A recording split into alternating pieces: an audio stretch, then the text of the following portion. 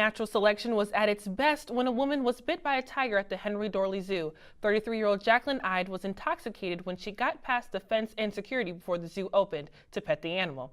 She's in the hospital with the potential to lose parts of her fingers on her left hand.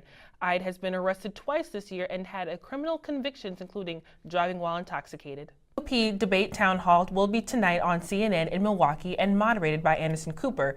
Donald Trump and Texas Senator Ted Cruz will discuss their differences. Ohio Governor John Cash will also be joining the front runners.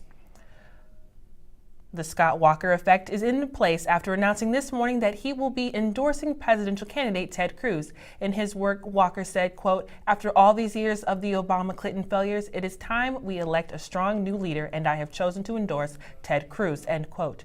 With the Wisconsin primary on April 15th, we'll see if the endorsement. Presidential candidate Bernie Sanders has caused quite a commotion here in the state capitol. With the caucus on Saturday, last-minute campaigning is his best bet.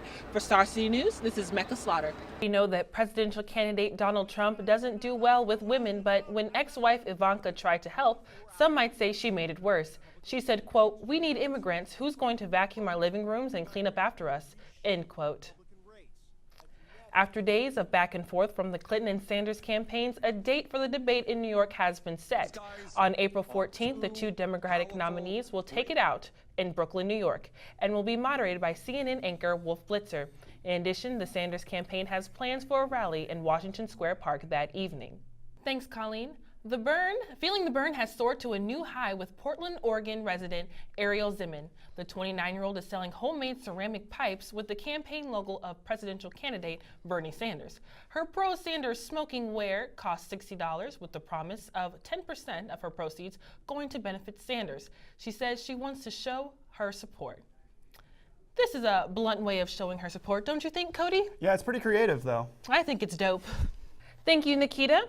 If you've heard of Catwoman, you can now say you've heard of Catman. The Omaha Fire Department brings us news of a man that got stuck in a sewer trying to search for his cat. The man was pulled out of the sewer 4 blocks from where he entered. With only a few cuts and scrapes, Fire Chief Jerry Anderson said that he was very lucky. The cat has not been found.